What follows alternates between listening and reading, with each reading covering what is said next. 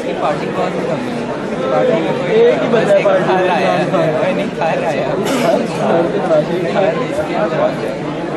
छोटा ही है वो, टीचर सीधा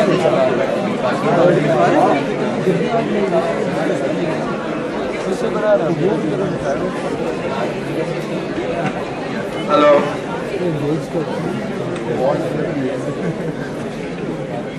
हमारी कम्युनिटी है।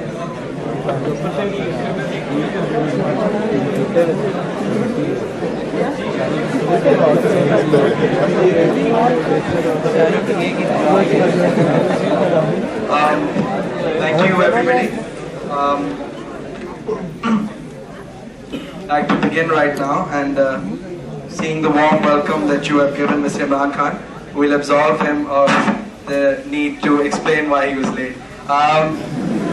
We'd like to begin right now by putting things in perspective. As Mr. Rasool Baksh Rais earlier said, Pakistan is at a crossroads. Perhaps the genesis of this can be traced to the situation emanating from 9/11 and Pakistan's role in that entire war on terror. The contours of the present situation and how we as individuals and more specifically as the youth situate into this is hopefully going to be the discussion and what we'll be wanting to hear from Mr. Imran Khan. But before that, there's a little bit of distortion in this. Okay. We'd like to inform you, would like to take this opportunity to tell you that we'll be holding in December a forum for all political parties to discuss their manifestos and perhaps reach a consensus as to what the most pressing political problems are for the country. It makes sense in the situation. Political parties are really not, or their manifestos are not being heard, and we'd like Mr. Imran Khan and his party to join us in that, as well as other political parties. Without further ado, I'd like to introduce my guest. Would not spend too much time upon that because I know I will not ever be able to do justice. Our guest today is simultaneously a cultural icon as well as a political figure. It is primarily the latter that we are referring to and have called him in his capacity as today.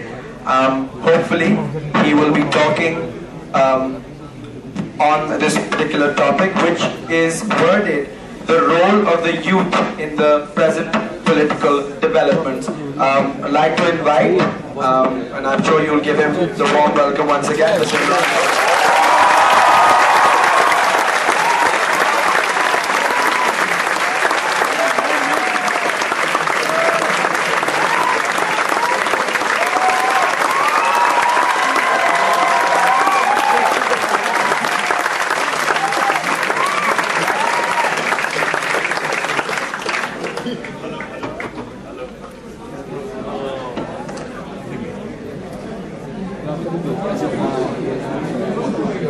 Hello. Well, first of all, let me apologize for coming late. But I have to tell you that it was not my fault. Number one, we were told that the time was 5:30. And I would have been here at 5:30, but for the news that, and let me congratulate you all on emergency being imposed on us. Because think about December debate is a bit premature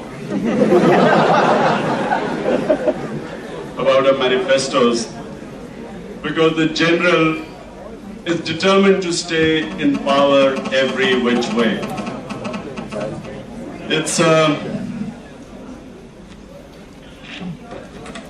It is a defining moment in Pakistan's history. Defining moment in more than one way. But it is a time, and I'm very pleased that I was invited here to address the youth.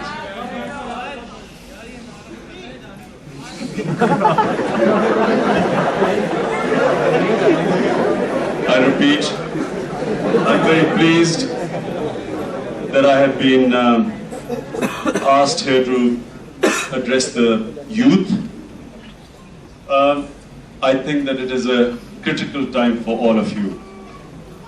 It's your future that is at stake, and this is the defining moment where you could make a difference.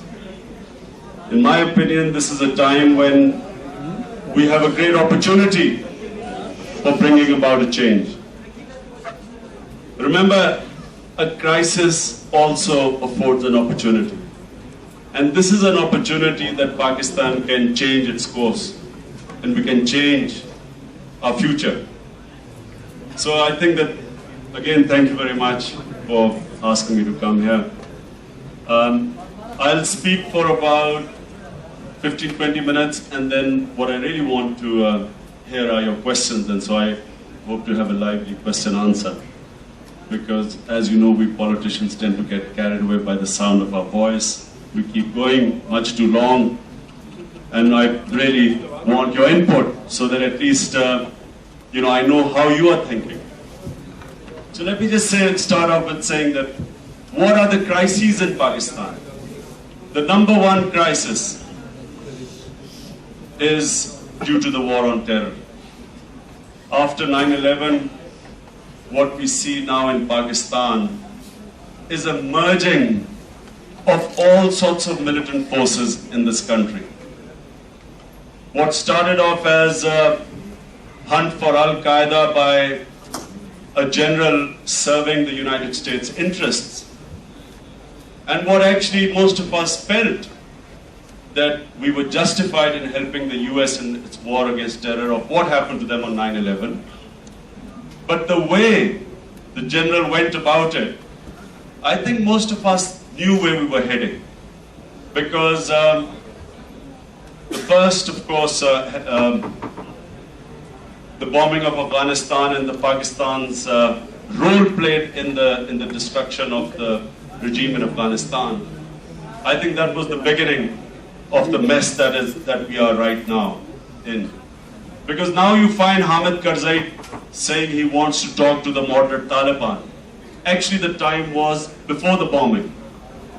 And I just want to briefly make you, let's go back to history, the facts that have been glossed over since. Before 9/11, after 9/11 and before the bombing, which was almost 3.5 weeks, in that time, basically the Taliban was saying that, look, give us the evidence and we will hand over Osama. Which was actually a very reasonable demand. Because when the Russians asked for who they perceived to be a terrorist, Ahmed Yakayov, who went to Britain to seek asylum, when the Russians wanted him back as a terrorist, what did the British government say? Give us the proofs in a court of law and we will hand him over to you. It's exactly what the Taliban was saying. And at the same time, the Shura of the Taliban had met. And this fact has been glossed over. And they actually had a meeting and recommended that Osama should leave Afghanistan. So 3.5 weeks was all the time that was given for a nation, to give up what was at that time. What they were asking is the proof that he's a terrorist and we will give him to you. So once the bombing started, once that regime was destroyed, all sorts of forces were let loose, which is why it's important to understand that to know the mess we are in right now. the only way you win a war against terror, this is the most critical thing, you can only win a war on terror if the people from within whom the terrorists operate from also perceive them to be terrorists. If they perceive them to become freedom fighters, heroes, martyrs, the war is lost. History tells us that every time, once a freedom movement starts which becomes popular amongst the people, it's impossible, because what happens is that the more people you kill, the more people join the terrorists. And this is exactly what happened. What the 9/11 terrorists never expected was that George Bush would play so well in their hands as he has done now. What we are seeing now is that, first of all, you saw the Taliban movement grow. And why did it grow? Because the Americans did not want to lose troops as they are losing in Iraq. So basically they relied on aerial bombing. And as we all know, bombs do not discriminate between terrorists, women, children, innocent people. So as the bombing increased in Afghanistan, the Taliban found a great opportunity to have a resurgence. Because in the Afghan ethos, there are two things in the Pashtun culture which has made them resist every invader from Alexander downwards. Number one is that the Pashtun society is very democratic. And because they are democratic, they have never known slavery as has been by the people of the subcontinent in the feudal culture. So basically all along this Pashtun belt, they have valued their freedom because of the peculiar system of their devolved democracy, which every village basically makes up its own decisions. So therefore, that's one of the main reasons they have resisted conquerors from time immemorial. We all know that the Mughals suffered one of their biggest defeats at Ali Masjid. We know that the Sikhs eventually were beaten there in Jamrud, where Hari Singh died after a long struggle.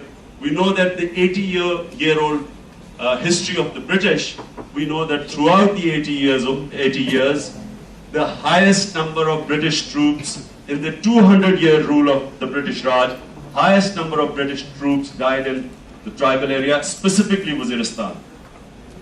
And when the Russians came, it was the same tribes, the Pashtun tribes, that resisted the Russians, and actually bore the brunt of all the casualties. So it was naive of the Americans to think that just because they are Americans and the US cavalry has come to the rescue, for them to have expected that there would be no resistance. And for Pakistan to have gone along with them and then allowed the sort of destruction and the killing which happened in the Pashtun belt, which also led to the emergence of the MMA in Pakistan as a direct reaction to the killing of the Pashtuns. So for us to think that we would not be expected by that was only because, I'm afraid, General Musharraf has not read his history, specifically the history of the tribal area. So therefore, gradually, as the momentum built in Afghanistan, the Pashtuns on this side of the Durand line were always going to be helping them. There were elements that would have helped them. There's no way General Musharraf, no matter how hard he wanted to please the Americans, could have stopped them. It's a 1,500-kilometer border. I've been to all that area. It is the most hostile terrain you can imagine. It's rugged mountain country. There has never been any Durand line. There is no border there. And so to have expected that Pakistan forces would be able to stop any sort of infiltration was always going to be a pipe dream. And so what you have seen gradually is this movement building up. The more they have been bombed, the more bombing has taken place, the more the resistance has grown. And gradually, when Pakistan army went into Waziristan, you must remember that there was a tribal structure in Waziristan. Even when when the Taliban were in power in Afghanistan, there was no Talibanization in the entire tribal area. Waziristan had its own structure. So gradually what you saw was, as the Pakistani army, and specifically when the Americans were bombed through these drones, innocent people started getting killed, more and more people's in order to seek revenge, which is the other trait of the Pashtun, that they seek revenge. Whenever someone got killed in a tribe, in a village, more or less the whole village would go to the other side, or the young men specifically. And these young men eventually started killing all the tribal elders who were cooperating with the Pakistan government. So eventually you had all the tribal Maliks killed, and that whole area has now become what is called now Talibanized. But it is not a religious Talibanization, it is a political Talibanization. It's in order to seek revenge from the Pakistan army and the Americans. They have gone on to the other side. Now this is now spreading. What you're seeing is a reaction in the entire Pashtun belt against what has been going on. And now you're seeing Swat, which was one of the most peaceful areas. But by the way, the dynamics in Swat were completely different to Waziristan. Swat was a reaction of the lawlessness in Swat ever since it became part of Pakistan in 1974. In Dir and Swat, there is a great paper written by Dr. Trimzi on Dir, that what was Dir before 1974 and what happened to Dir after 1974 when it became part of Pakistan. And basically he goes on to say that how a very democratic society where there was complete rule of law completely changed the moment it became civilized by Pakistan. It became complete, there was lawlessness, there was corruption, there was no justice, whereas people would have immediate justice. Suddenly justice disappeared. And what you saw, this Shariat, the Nafas Shariat, was basically people seeking justice. And they still remembered, the elders still remembered that at the time, before 1974, people had justice. They had access to justice. Villagers, if they had a problem, immediately the village Jarga would sit, they would give a decision. The moment they became part of Pakistan, people had to find lawyers, the cases got delayed, the powerful could influence the justice system, and so there was a yearning in the people that, of the old days, which was, at the time of Wali of Swat, it was basically Shariat law, as was before 1857 most of the Muslim India. So therefore there was this, so it was a different dynamics of this movement in Swat. It started off only as a desire to have a better system of justice. And then of course Lal Masjid happened, which is again different. That's different, it's fundamentalism, which in every human community you have Hindu fundamentalists, you have Christian, you have Jews. So you have fundamentalists, which is basically out of a reaction where you feel your culture is being threatened by an alien culture. This is basically what happened in Islamabad. And this movement is gradually growing in Pakistan. And the more the Musharraf's enlightened moderation was perceived as vulgarity, the more there's been a reaction in certain parts of Pakistan, and especially in the whole northern belt, in the rural areas. You're seeing this movement already. So what is happening is that under Musharraf, all these movements are now merging together. The reason why it is very serious is that unless someone tackles this problem properly, this is now going to spread to the rest of Pakistan. This emergency and another 5-year dose of Musharraf, and you will suddenly see the sort of thing happening there will be happening all over Pakistan, because nothing can stop it. Karen Armstrong has written actually a very good book on the battle for God. It's about fundamentalist movements all over the world. The moment you try and crush a fundamentalist movement through militancy, it always through violence, it becomes militant. So now that's one problem which we face and which has to be dealt with. And I'll give you my solutions how it's going to be dealt with.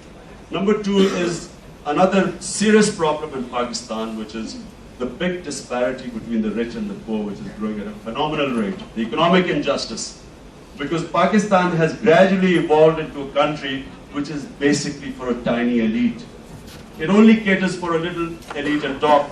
All the resources in this country, all the economic policies are only for us few, 0.1% of the population.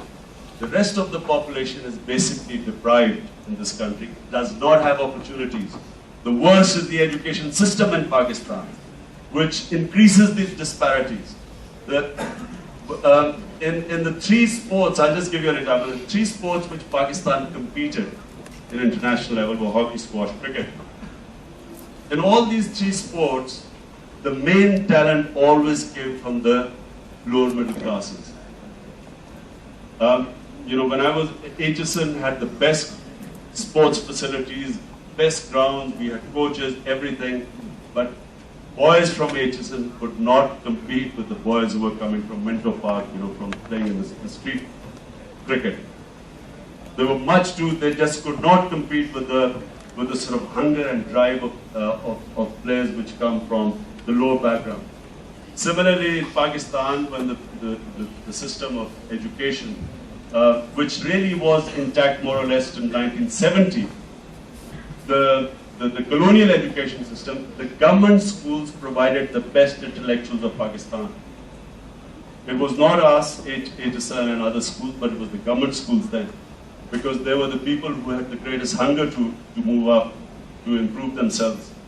Now in Pakistan, we have actually made we made a ceiling, a barrier for these people. We do not allow them to come up. The education system actually does not allow the people, the mass talent in Pakistan to actually come up. And this is the biggest injustice in this country. And we, the privileged people sitting here, should speak out against it. Because this is unsustainable. Eventually this will bring the whole country down. Remember, 100 million Pakistanis are below the age of 25. This in itself, if we educate them, if we spend money on them, if we develop our human beings, this becomes an asset. If we leave them as they are, this is going to destroy Pakistan eventually. Remember Pakistan, in 1965, there was this Swedish Nobel Prize winner. In 1965, he wrote a book in which he, on the whole of Asia, where he says, in 1965, that Pakistan was the country, the current Pakistan, West Pakistan, was the country that would become the California of Asia. California meaning that in the US, the highest per capita being in California, he felt that this country, this area had the greatest potential in becoming the California of Asia. What went wrong is, number one, of course, we couldn't fix our political system. And as a result of that, not fixing the political system and not having public representation in government, voices not being in government, you had this lopsided system. But most importantly, by spending money on arms and not spending money on the human capital in this country, this is why we are in this state. And this particular system, rather than correcting this colonial system, synthesizing the syllabus, improving the government schools, what we have ended up doing is actually the worst of the system, where we've actually developed this English medium system, which, not just that it's an elitist system, but also it makes us subservient to another culture. It has an inbuilt inferiority complex for us in it. It brings self-loathing in us. You see watch television programs, you find, especially since the enlightened moderate days, you watch the TV programs and you see anyone who almost every program, first they all start speaking in English to establish that they are educated. Then they start in Urdu again. And the whole culture of us trying to be embarrassed of ourselves. Remember, a society which goes up always has self-esteem. They believe in themselves. There's something, which those of you who would have played sport would realize, that it is essential for a team to win, to have self-belief. If you do not have self-belief, you cannot compete. That belief that you can beat anyone is the most important thing a sportsman must have when he steps onto the field. So when you have an elite in a country which all that self-esteem is destroyed by an education system which inherently tells you that you are inferior to another culture and civilization, how can you have creativity and originality coming out of that sort of system? And so there is the elite, which is a completely different system of education, and then the majority of the people, the whole education system has been neglected. I'll just give you a very quick example before I move on. In Miyawali, when I did a survey, I found 70% of the government schools closed. That's out of 476 schools, 70% of the schools are closed. 20% only exist on paper. There are no schools on the ground, and the 50% schools that are on the ground, there are no teachers. So it is you cannot imagine the crisis that's coming.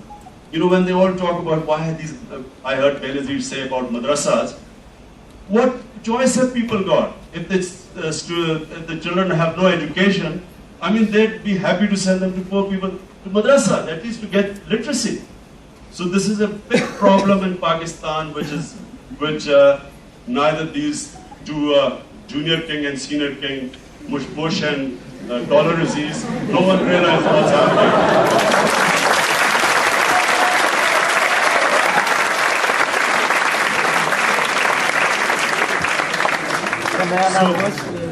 So then education. Number two is the taxation system, the economic policy. Now, in England, you know, when I first went as an 18-year-old, the thing that struck me most was a welfare state. You could walk into a hospital, get free treatment. You could, you know, go to a school. You know, when I went, I had to spend 9 months to do my A-levels. So my club put me in this grammar school. Free education. Quality education, free.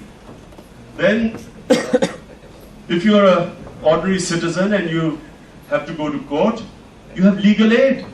You're protected. They get a lawyer for you.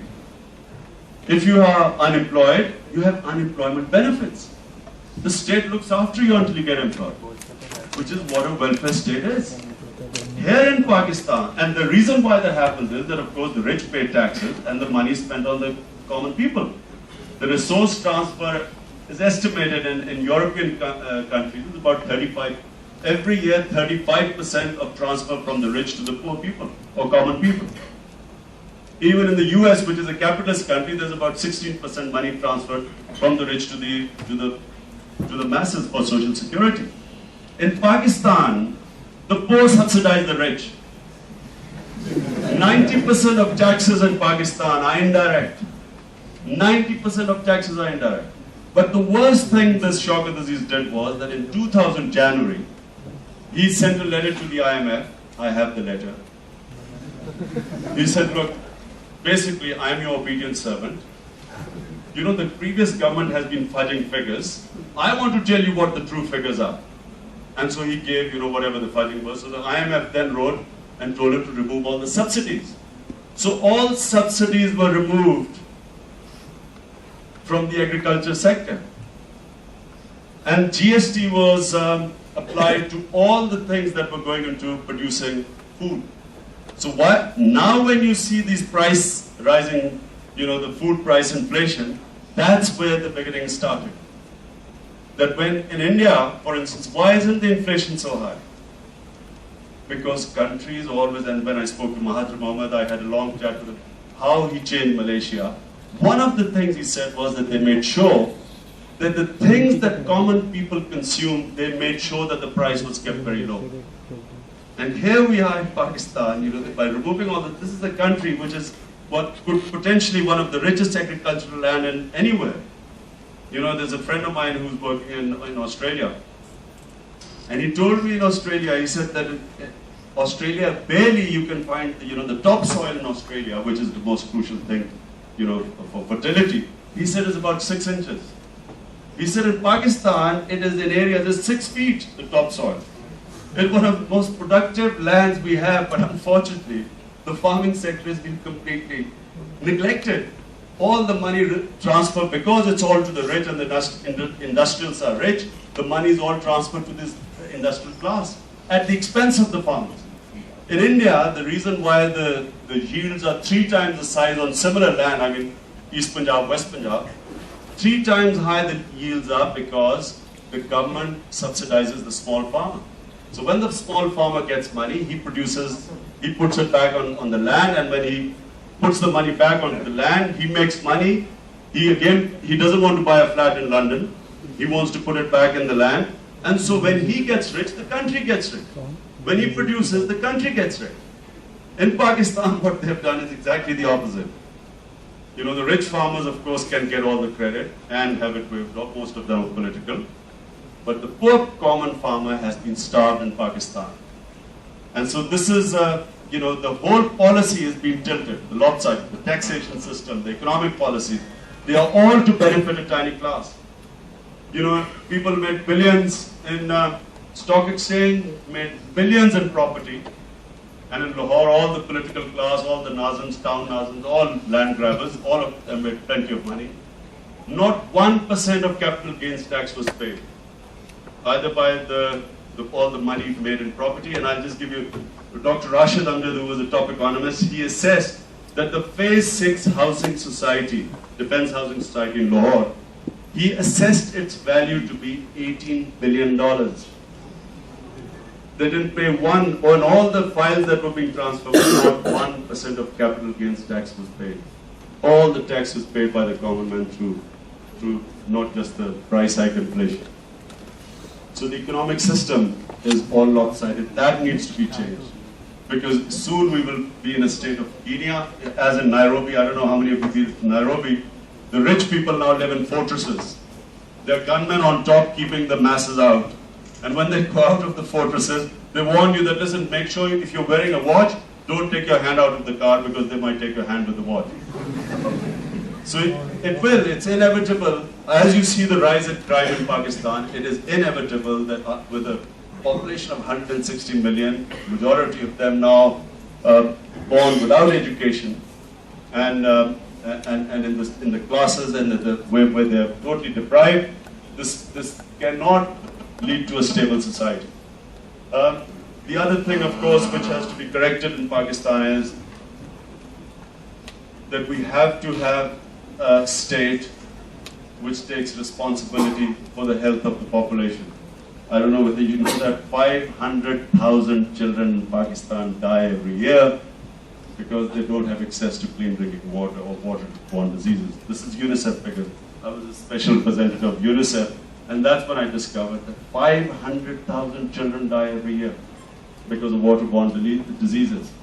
So we need a state, so now I come to the solutions. We need a state that has to do two things. Number one, you have to have rule of law in Pakistan. Rule of law you can only have with an independent judicial system. You can only have an independent judicial system if constitutionally the judicial commission, we make a judicial commission approved by the parliament, both opposition and government, by a parliamentary committee which is cross-parliamentary, and that approves a judicial commission who then has constitutional protection, has a set tenure, and does two things: the selection of judges, the selection, promotion of judges, and their accountability. So it is completely removed from the government, so the judiciary no longer can in any way be controlled by the government. This has to be the number one way of moving forward. Reason why you have to do this is because at the moment, the entire criminal class in Pakistan wants to go into politics. If you want to see an example, go to the parliament. If you want to see a better example, start from the chief minister here.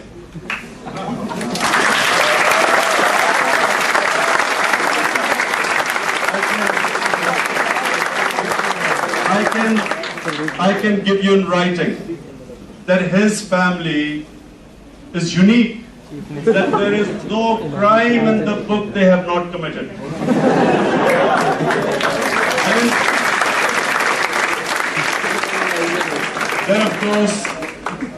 Then of course you have a lot of ministers.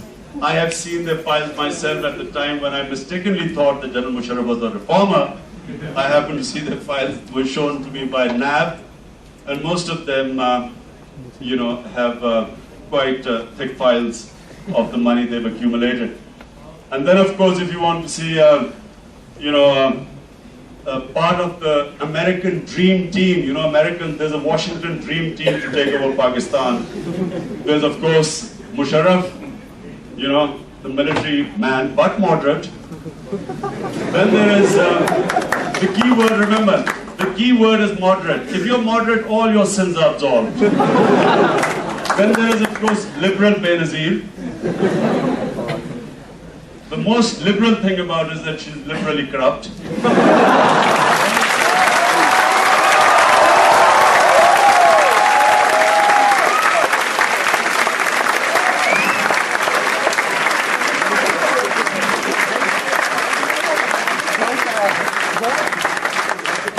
And then, of course, a part of the Washington dream team lives in London called Altaf Hussain.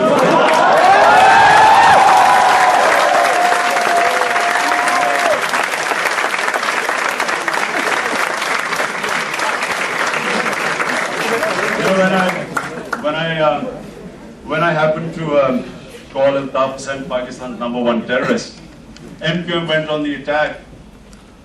So they used everything. First of all, they threatened me, as they normally do.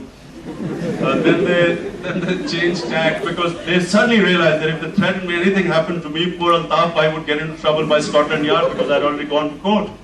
So they got a bit scared of that. Then they tried the other thing, blackmailing, which is another thing. Now with me, they found it difficult. Normally they've got a full secretariat of every political figure in Pakistan which they've got files on to blackmail them. So with me, they only ended up with poor old Sita White. As you know, she's not with us anymore, but that didn't stop them. So I had this Babar Wari sitting next to me on television, showing the photograph. He says, look, the girl really looks like you. Admit it, she's your daughter.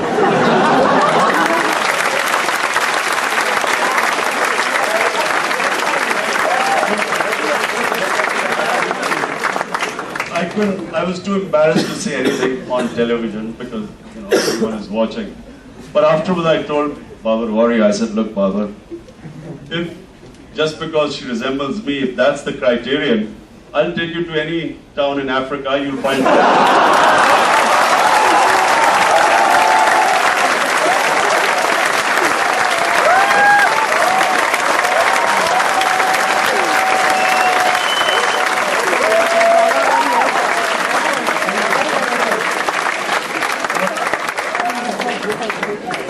So this moderate alliance, this moderate alliance, you should all feel very happy. We'll all be I'tidal Pasand. The words that have been used, everyone is now moderate, enlightened, everything. So this moderate alliance, the only purpose of this alliance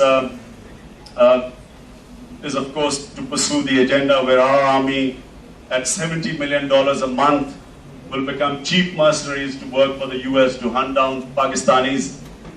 And when Pakistanis get killed, it'll be collateral damage. Women and children get killed, as you know, and you don't know. By the way, you do not know how many women, children have been killed in this war on terror. And I can tell you that while Shaukat Aziz and Musharraf know exactly how many Americans have died in Afghanistan and in Iraq, I can bet you anything they do not know since 9/11 how many Pakistanis have died. We don't know how many Pakistani soldiers have died. We certainly do not know how many Pakistani civilians have died in this war on terror. And what is very important for you to realize is this, that the reason why we need an independent judiciary is not just to block the way of military adventurers, but actually to stop criminals from going into politics. Because it's not just that you have mega criminals like, you see the Chaudhry sitting there. You also have, in every district you have criminals sitting there. The man who got the Q League ticket to fight against me 1-to-1 in the last election in Miawali is the biggest drug baron in Miawali. And this guy was serving jail sentence when suddenly the Chaudhrys realized that this was the perfect man to fight me because he had lots of money. So you have every level, you have the system. Because the executive controls the judiciary, everyone wants to be part of the executive. Every criminal wants to be part of the executive, either to become a crook or to protect his corruption. That's why this is very important. The whole system, this whole lota culture. Why do you have these lotas? You have these lotas because they have to be in power to avoid getting thrown in jail. So that's why you have this each time, the bizarre scene when Nawaz Sharif was coming, it was the most hilarious time. You cannot imagine what was happening. Because when Nawaz Sharif was arriving from there, now all these Q League lotas all suddenly got terrified because they realized if Nawaz Sharif came in, he would come into power. So now they were all sitting in balance. If Nawaz Sharif had got out of the airport, I can give you in writing, Q League would have evaporated. All of them would have joined N League. Because they all realized that they could not be on the opposite side of the law. So you had this bizarre thing, there was something very funny that happened in Punjab. Sometime back, there was Manzoor Bhattu's government, and he was the Chief Minister of Punjab. And what happened was that there was a power struggle going on. So at one point it looked as if Manzoor Bhattu was going to control the Punjab Assembly. So the whole Punjab Assembly went on that side. Then they discovered, overnight, they suddenly discovered that no, Nawaz Sharif has got the upper hand. So the whole of them went on to the other side. Then they again went on to the other side when the news came. So I mean, it is just it is a joke. How can you, as civilized people, just imagine, how can you expect this country to achieve its potential when these jokers are sitting on top? And you can only do it if you have an independent judicial system where they know that even if they are government, they can be prosecuted. That's the only way you can stop this nonsense from taking place. And that's why, remember one thing, number one thing is fixing the judicial system. It is imperative. If the judiciary is not fixed, you can have Shaukat Aziz talk about the 7% growth rate until the cows come home. It's not going to make any difference. The country has no future. It is going to become a failed state. So the critical thing is the judiciary. Number two is the education system. We have to have an education emergency in Pakistan. This is an emergency situation now. It is a catastrophe we are heading towards. It has to be dealt with at an emergency level. We have to have one syllabus in Pakistan. If Malaysia can do it, India can do it, Singapore can do it, why can't we do it? Why do we have to have this sort of bizarre system going on, which is creating schisms in our society, divisions? There's a cultural problem in Pakistan. You have Dini Madrasa, Urdu medium, English medium, all different cultures. And then you have differences in English medium education, which also, there. So we have to have one syllabus in Pakistan, education emergency. All our resources should be diverted towards education. You have to solve these palaces, PM house, governor houses, president houses. All of them must become education institutions. All that money must, whoever is on top must lead an austere life. Give an example that, this is a poor country. Look at Shaukat Aziz. Would you think that this is a poor country the way you look at Shaukat Aziz, touring? You don't know some of the things. General Musharraf goes to, now listen to this. General Musharraf goes to the US. Now he's gone to the US for an 18-day tour. He spends 2 crore rupees only on fashion shows. He takes models from here doing fashion shows in America. I mean, have you ever heard anything more stupid like that? That's trying to promote our culture. This is our culture, fashion models going there. Unfortunately, this is the caliber of the man. Actually, you should have known the caliber of the man when he wrote that book in Line of Fire. I refused to read it only for one reason. The only reason I did not read it was because it was in non-fiction. If it was in fiction, I would have read it.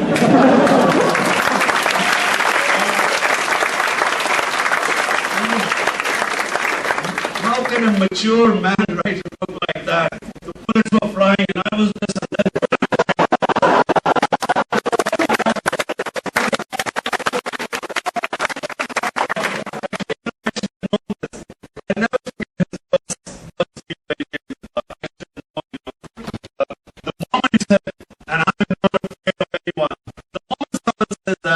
That the man is a coward. All his actions have proved that. But anyway, so education, number one is rule of law, education. Number 3, this whole economic, the system has to be changed. You don't need to raise the taxes in Pakistan. You just do not want to have any sacred cows who have tax exemption. And you'll be surprised, all these amnesties, also not just the amnesty to Benazir's 100 billion rupees, amnesty to every Business now has tax amnesty. All you have to do is show your money coming from abroad as remittances and you are tax free. So all this has to be changed. You tax, not reasonable taxes, not high taxes, but make sure that everyone pays taxes. Who doesn't pay taxes, it goes straight to jail, like in the US. No one can, if you're caught in tax fraud, you go to jail. And you see how quickly the revenue rises in Pakistan. And the fourth thing is, we must also have an employment emergency. How to give employment to the people in the rural areas and in the urban areas. This was the key of Mahathir's revival of Malaysia. The specific plan was to provide employment to the people. And this has to be the key. How do we, and inshallah, whenever the emergency is lifted, when we present our manifesto to you, I guarantee you that we will have the most innovative ways of providing employment in Pakistan, because it is an emergency situation. Otherwise, you will find deteriorating situations. If you don't provide employment to young people in the rural areas, you will soon have these cities unsustainable, these huge cities with people with no facilities and people flocking to the main urban centers. So anyway, these are the four things I think which are critical. And the solution to this war on terror is this, that there is no way any Pakistani soldier should be in the tribal area. We should pull the soldiers back. We should ask the Americans that there is no military solution to this war on terror. If today there is a consensus in the United States that there is no military solution in Iraq, and if the Democrats are demanding a timetable for withdrawal of troops from Iraq, why are they not demanding the same thing in Afghanistan? Paddy Ashdown was this UN rep was in Afghanistan. He categorically stated that there is no military solution in Afghanistan. So if there is no military solution, why are they not demanding a withdrawal of the troops? Because it is not American troops that are dying. It's Afghan troops and Afghan civilians, Pakistani troops and Pakistani civilians, cannon fodder that is being killed. So no one is asking for a withdrawal here. We are here just expected to do more and more and more. And for $70 million a month, I think that the time has come for Pakistanis to stand up and say, there is no military solution. Find a political solution. If Hamid Karzai can speak to the Taliban, moderate Taliban there, why should we not be seeking a political settlement everywhere? In Swat, in the tribal areas. And the more you send your troops there, the more provocation, the more civilians getting killed. And believe me, this is unsustainable. Sooner or later, the army is going to rebel against it. The army, the common soldier who is now giving up arms in droves, 200 people giving up, who don't want to fight, soon, and if the army keeps getting targeted, in Sargodha the airmen get killed, and in Pindi the ISI get killed, soon you will have generals hiding behind fortresses. Because there is no way the army can sustain this action for long. And it's only a matter of time before you have some sort of rebellion within the army. So we have to move out of this war on terror, explain to them, and the remedy is that you should help the tribes, encourage the tribes. This is what the British did. The British, when they wanted to get things done by the tribes, they would help them, they would bribe them, they would pay them, they paid them subsidies, but they did not send the troops to achieve anything because they knew it did not work. They have left a 80 years material on the tribal area. So in my opinion, the time has come to demand for a timetable of withdrawal from Afghanistan. As long as NATO is there, you cannot expect Pakistan will not be able to stop any infiltration. And we will always be pressurized by Americans. Again, yesterday, the American drones killed 10, 15 tribal people. And this will just go on, and there's no end to it, and Pakistan will become another Algeria. We are heading towards becoming an Algeria. So there is no military solution to this war, and the civil society should stand up apart from the political parties. We have to stand up and say that find a political settlement with it. Thank you.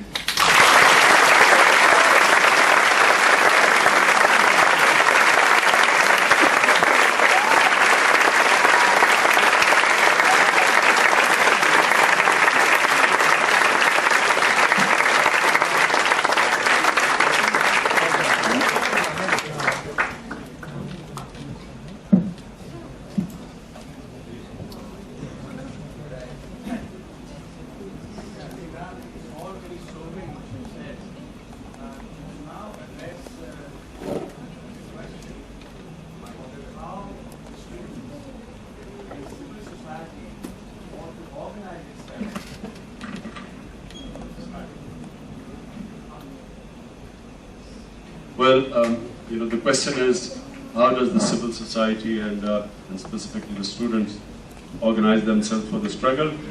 The short answer is join Tehreek-e-Insaf.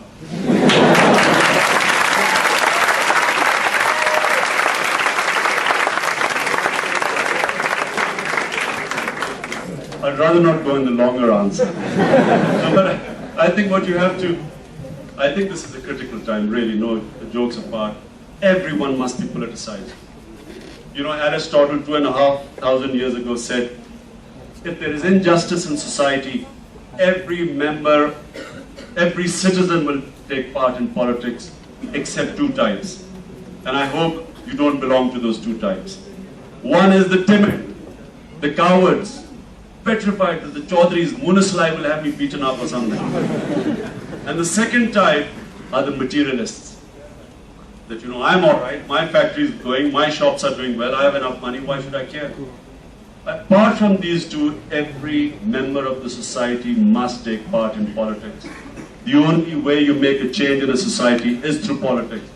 For 11 years I've been told, Imran, why didn't you do social work? You were doing, you know, Shaukat Khanam, and, you know, you could have done so much more.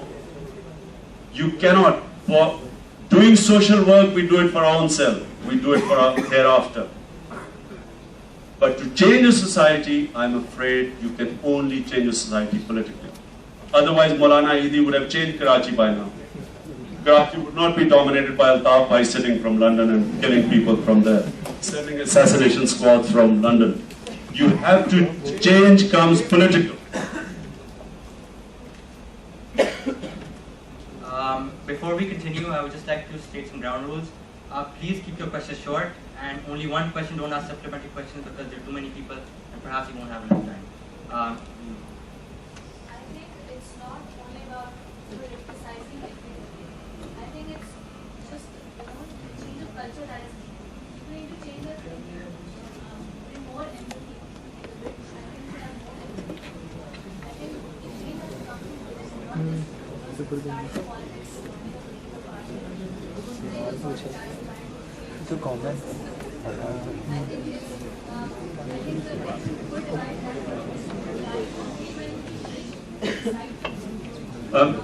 The question is question comes statement is that change comes when we all decide we have empathy for the poor people, and if the rich decide to look after the poor. But how do you tell this to, tell me, now, I can see you going and telling this to Chaudhry Pervez Ali that you're a very rich man, it's about time you started giving to the poor. By the way, he does that on the 7 billion rupees that have been spent on Chaudhry Pervez Ali so far. Have you seen on television? I mean, I don't know whether how can you not see it? If you see TV, you see his face there. And every time, it's, ehsaas hona chahiye. Maybe he already has the empathy, I don't know. But unfortunately, this is not how the world works. Unfortunately, greed is a part of human society. And when you have, when, as Edmund Burke said, all that remains for evil to prevail is for good people to remain silent. So one point I agree with you, that even if you become vocal, even if you speak out against it, that's one step. But really, you have to be organized in political movement if you want to defeat this lot up there. You in the back, just stand up and please speak. So you just said that join Tehreek-e-Insaf, but it's been almost a decade that you have been pursuing politics, and still 90% of the time we see somebody representing Tehreek-e-Insaf, it's just Imran Khan. So why you have not been able to gather, despite all this popular support, I don't feel? Well, the reason is because I'm afraid educated people here are too scared to join politics. Educated people in Pakistan, actually it's the same syndrome. When I first joined politics, I went to, my friends, from HSN, my old friends. So I went to all of them. There was a lot of encouragement. हम पीछे से आपकी मदद करेंगे, आप इमरान खान चलो, हम पीछे आपके साथ हैं। और मुझे ये जो पीछे से मदद करनी है ना, मुझे याद आ गई। एक दफा एक दफा शौकत खानम के लिए हम फंड रेजिंग कर रहे हैं, ये मेरा बड़ा फेवरेट वाकया है।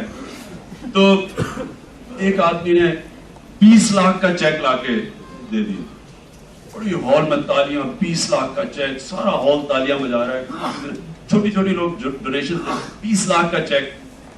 जब हमने चेक देखा, वो तालियां भी बज गई, वो चला भी गया, हमने जरा चेक देखा, उसने साइन नहीं किया हुआ था। हमने उसको बड़ा वहां से कहा कि सर वो आप साइन करना भूल गए।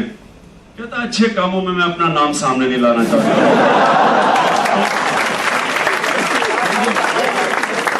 पीछे रह के काम करना है ना, अच्छे कामों में मैं पीछे बैठ के काम करूंगा। This is one of the biggest reasons. आपने कहा ना कि why the main reason is that people who don't need politics, they should be in politics but they don't want to be. You know, I always was asked this question, Imran साहब आपको politics में आने की क्या जरूरत थी? Meaning कि अगर आपके पास पैसा है, कंफर्टेबल है, आप क्यों पॉलिटिक्स में आ रहे हैं? वो शेख रशीद को आना चाहिए पॉलिटिक्स में। See, unless and until, remember what I said about what Aristotle said. It's very important that you must have social consciousness because eventually you will be affected. Don't think that you will also, maybe most of you think that you will be living in the land of milk and honey, either go to US or England eventually. But if you live in Pakistan, if you want to live here, you have to fight for it. There is no shortcut to it. There is no shortcut to a struggle. You have to struggle to make Pakistan a just, democratic society. And believe me, I've seen Pakistanis more than all of you. Since I was 18, when I first went to England, I saw the Pakistani communities there and the American community when I used to go to the US. The moment the people from here get a level playing field, the moment they get anything that resembles a level playing field, there's so much vibrancy and initiative that you see the people go up. And I've seen the same people starting with a little, taxi, then shop, and then each year you see that there's a lot of vibrancy in the society. You've got to make Pakistan, fight to make Pakistan a society which is just, where there is meritocracy, where people have a level playing field. You don't need to have roti kapda makan. These people will get roti kapda makan themselves once you provide them the opportunity.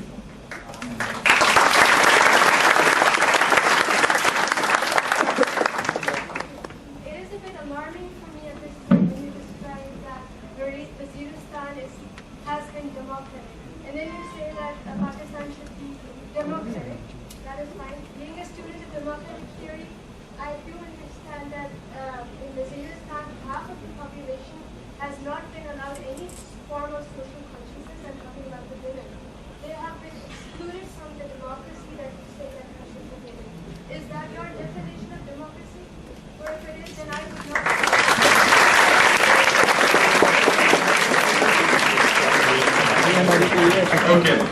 Okay, let me now rephrase that. Being politically very correct, let me rephrase it, okay. What I'm saying is that in Waziristan, the system is such, and by the way, let me quote Olaf Caro, who was in 1935, the British governor of Northwest Friendly Province. In his book, he writes that the oldest and purest form of democracy is in the whole of tribal area. The reason is very simple, and I just want you to understand this. The reason is that every household is represented in the village. In the village council, every household is represented. It happens to be that the head of the household is a man, unfortunately, but every household is represented in a village, and a village will never accept the decision of any central power. It's total decentralization, and the villages take their own decisions. Now, I was in the context of the subcontinent I was talking about. In the subcontinent, that area, at least every household had a voice represented. They are free, liberated people. But you look at the whole of Indian subcontinent. There, not only there is no democracy, but women still don't have any share in the system. So women still, it's not as if in the whole of Punjab or in Sindh that the women are represented anywhere. In the rural areas, in the whole of rural Pakistan, what I've never seen any, people talk about, we heard about the Hudud ordinance, but no one talks about one thing. that women do not have their inheritance rights in whole of rural Pakistan. Even cities they don't have it, but in rural Pakistan no woman has any inheritance.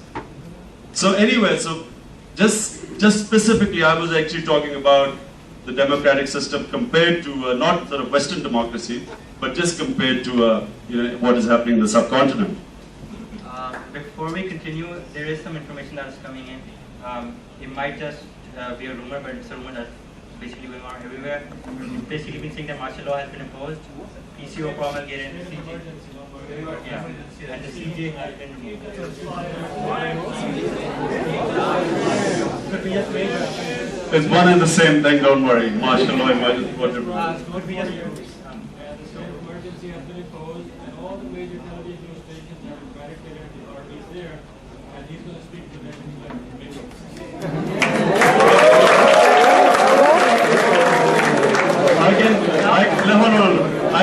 I can already tell you the speech that will be taking place later tonight. बड़े मुश्किल में पड़ा हुआ है.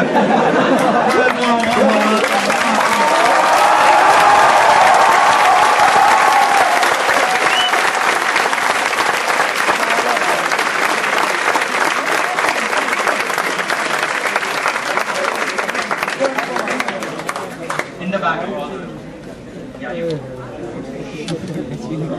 Speak loudly.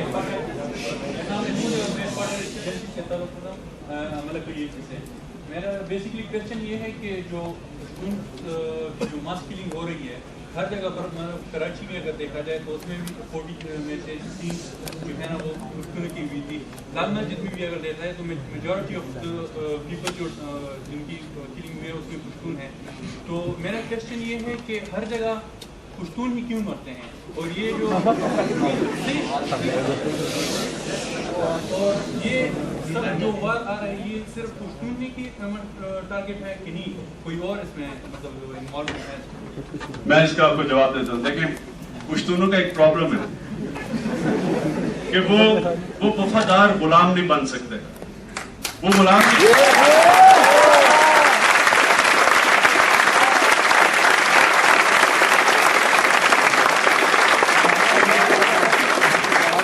Musharraf उनको कह रहा है, वो आपको कभी आपको वो कॉन्वर्सेशन जो मुझे जनरल महमूद ने बताया था कि उसका और मुल्ला उमर का कॉन्वर्सेशन हुआ जब ये 9/11 के बाद.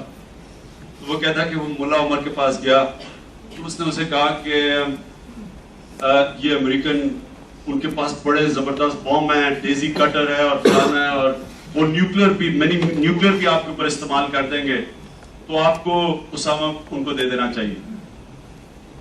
तो वो कहता मुल्ला उमर चुप करके सुनता रहा. ये बोलता क्या कि वो ये हो जाएगा, बर्बाद हो जाओगे, मर जाओगे, ये हो जाएगा.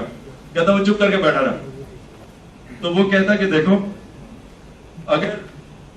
अगर मुझे अल्लाह ने बचाना है तो वो मुझे मार नहीं सकते, और अगर अल्लाह ने मेरा फैसला किया मरना है तो मैं बच नहीं सकता.